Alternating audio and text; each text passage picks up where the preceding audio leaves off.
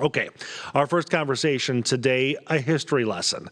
On this date in 1971, the Michigan National Guard took control of Selfridge Air National Guard Base, but let's go back even further. It was 1916 when Henry Joy, who was the president of the Packard Motor Car Company, bought the land along Lake St. Clair to begin building airplane engines that would be used in World War I. By 1917, the U.S. was at war, and the government was looking for places to train military pilots. They settled on Joy Aviation Field, and on July 1st, 1917, the Michigan National Guard officially took over the field and gave it to the U.S. Army. Joy Aviation Field was then renamed Selfridge Field after Lieutenant Thomas Selfridge, who was the first person killed. Fast forward to July 1st, 1971, another big change happening. The Army gave Selfridge to the Michigan Air National Guard, becoming the first active Air Force base to be run by the Guard. Today, July 1st, 2025, the base has every branch of the military except the Space Force. It also has the U.S. Border Patrol. Right now, current active missions are the A-10 Thunderbolts, the KC-135 refueling tankers, and the CH-47 Chinook helicopters, and more missions are on the way.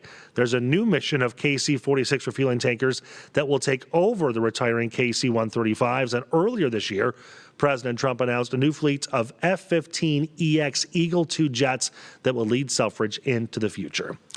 Joining me now to talk more about how Selfridge Air National Guard Base went from just an airfield in Macomb County to one of the oldest and, let's just say, one of the best airfields in the country, Major General Paul D. Rogers. He's the Adjutant General of the Michigan Air National Guard. Thank you so much for joining me, Paul. First of all, we here in Metro Detroit, and especially out in Macomb County, for the folks out there, there's this immense pride about Selfridge because it is a phenomenal base. But I think that pride kind of extends throughout the area, don't you think? Oh, absolutely. And good morning. Good morning, Nick. I appreciate the opportunity to speak with you today and your audience. There is a great deal of pride within the entire community, and that's what makes Selfridge truly special. We got great women and men working there in uniform, civilians supporting them.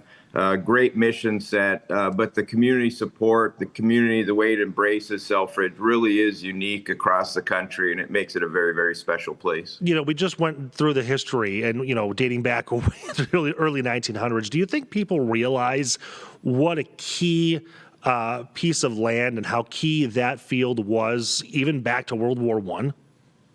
Well, first of all, Nick, I compliment you on your history lesson there. I thought I was going to have to do that, and I was starting to sweat and get a little nervous I'd mess up the dates, but you did a phenomenal job. I think people in that general community really appreciate the importance of Selfridge, and that's why they fight so hard to maintain Selfridge as a very active and vibrant facility. But as you move away from the immediate surrounding area, I don't know that people realize how critically important it is. With the refueling mission and with the fighter mission, it is absolutely critical to our national defense. It was during the Cold War as it protected our national assets with our industrial base. And now as we start to look at growing aggression from China and Russia, that polar defense and homeland defense of anything that would come over the Arctic is critically important. And Selfridge is specifically positioned to protect not only the industrial heartland, but also the East Coast. Well, so speaking of that, I kind of want to dive more into the physical geographic location of the base. I know that's something that you brought up multiple times when you were at the Pentagon fighting for the future of Selfridge. The governor had that discussion, and even President Trump had mentioned that.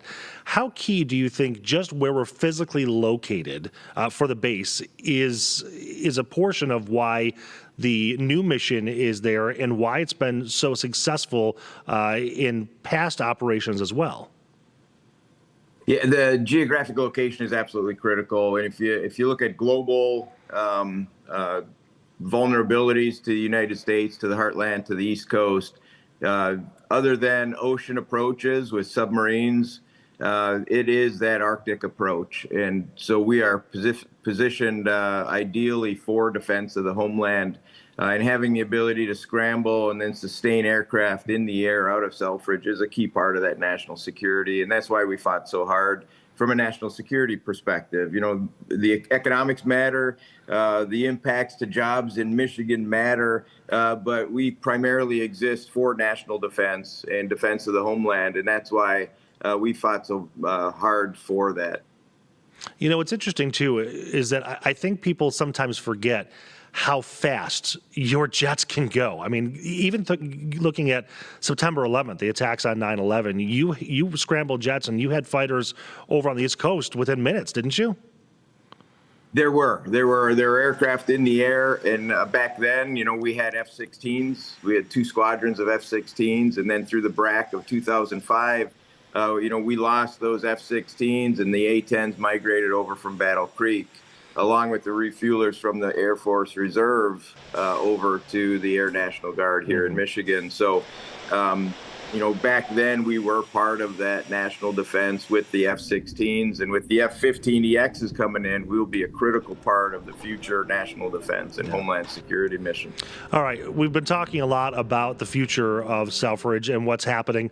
Paul, we're going to take a very short break here, maybe 90 seconds. When we come back, I want to talk more about the future here because you worked so hard to get the new refueling mission and the F-15s. We'll continue in just a moment.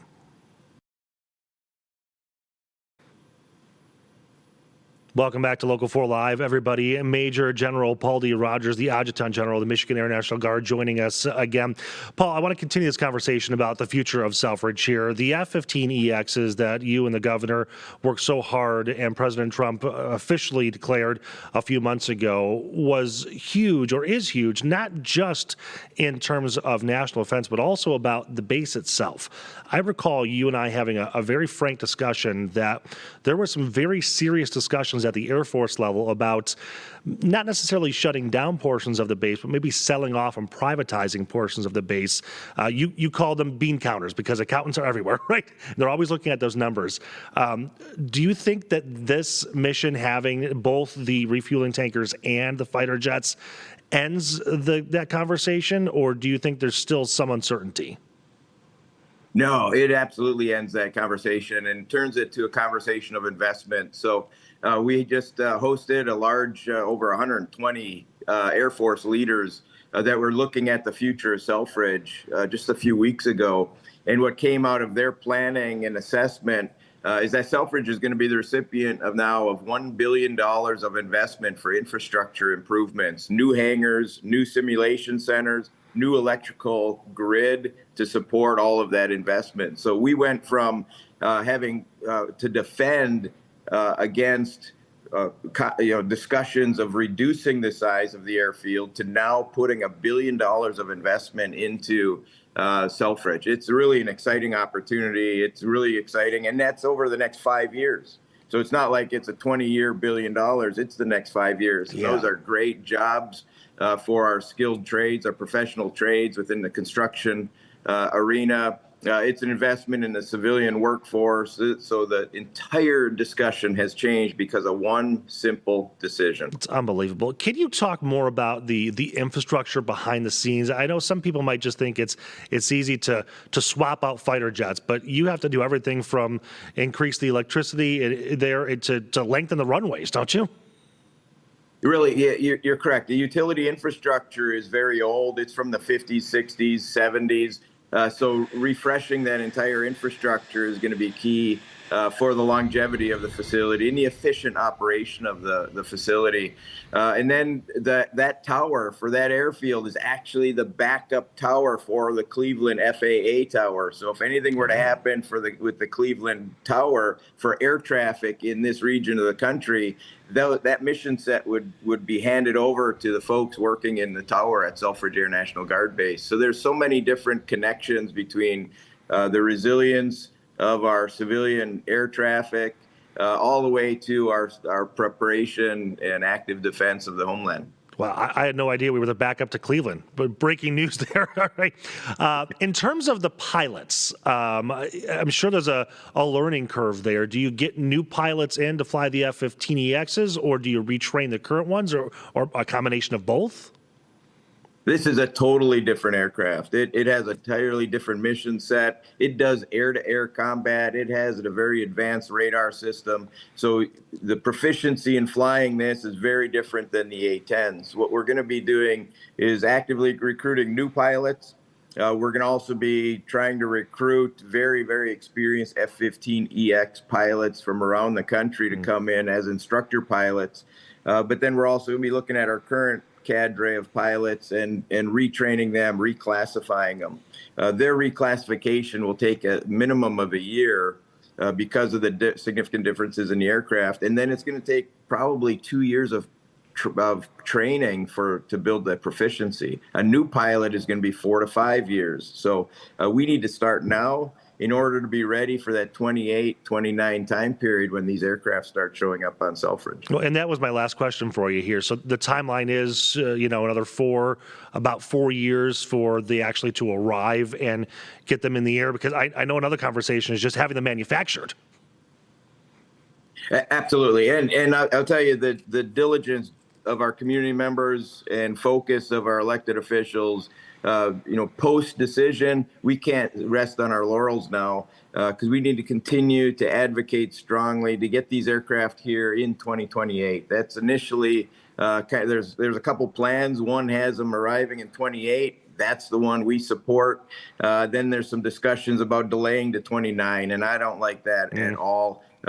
We need to get them here, get them on the base, get our own pilots flying those aircraft, and then building that proficiency. So FY28 is going to be a very important part of our plan going forward, and working with our state legislators to make sure we maintain the investments in the infrastructure around the new airfield. That's something the state has been leading on, Right. And then working closely with our federal delegation to make sure that the money show up for the military construction. Anything that delays the arrival of that aircraft is a threat, and I am very laser focused on preventing those threats from materializing. Right. Major General Paul Rogers, thank you so much for joining us this morning on Local 4 Live. It was a big win for you, for the community, for Selfridge as a whole, and we cannot wait to see those F-15s here in a couple of years.